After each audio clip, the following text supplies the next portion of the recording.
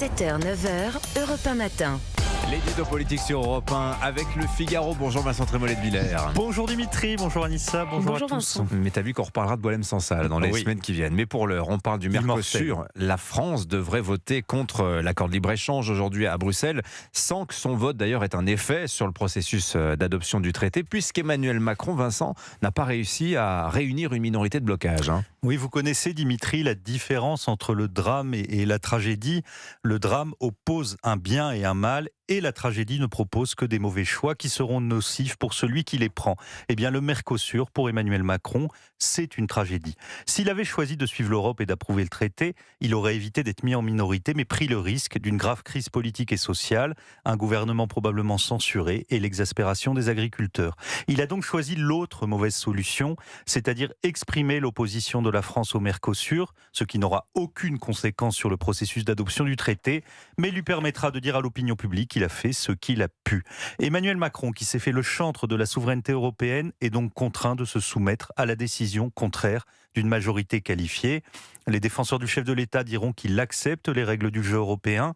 Les plus cyniques expliqueront que sur le fond, Emmanuel Macron est favorable au traité et que son opposition n'a qu'un seul objectif, apaiser la colère paysanne.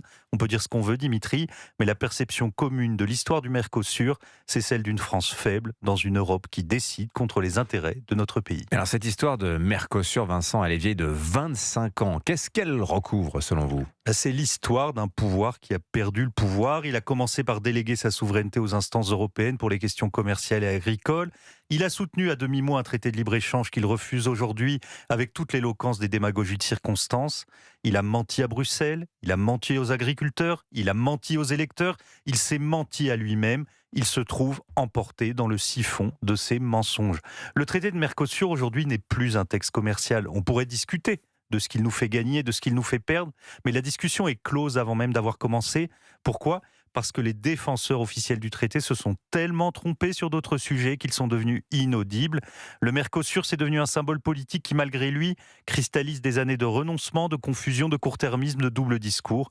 Le génie européen de l'embrouille bureaucratique et l'art français de la défaite. Mais en France, il n'y a quasiment plus de défenseurs du traité, sauf un peu dans la presse matin. Oui, et puis on trouve quelques économistes, comme l'excellent Olivier Babot, que l'on entend le matin ici, mais ils peinent à se faire entendre parce que la machine bruxelloise qui porte ce traité est déconsidérée. La présidente de la Commission, Ursula von der Leyen, celle qui va finalement signer l'accord, incarne à elle seule ce discrédit.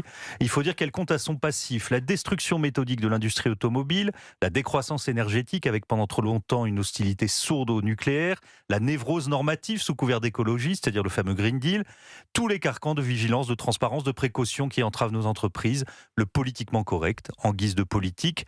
Alors elle essaye de faire marche arrière aujourd'hui sur tous ces sujets, mais c'est trop tard et pour les éleveurs, VDL, c'est l'acronyme d'une Europe hors sol et hostile. Et pendant ce temps, Vincent, les éleveurs manifestent, mais sans grande illusion. Oui, les éleveurs et les forces de l'ordre se livrent à un face-à-face qui serre le cœur. Quelle tristesse de voir ces gens qui travaillent dur, qui nourrissent le pays, être condamnés à vivre sous subvention, avant sans doute de disparaître en silence. Je vous rappelle que 2 agriculteurs se suicident tous les jours en France. Alors aujourd'hui, le Mercosur n'est que le prétexte d'une révolte aussi profonde que désordonnée, et personne, et surtout pas les syndicats, n'est capable de dire si le nom du président au traité de libre-échange suffira à apaiser une colère qui n'est pas seulement économique et sociale, mais bien existentielle. L'édito politique sur Europe 1. Merci beaucoup Vincent Trémollet de Villers.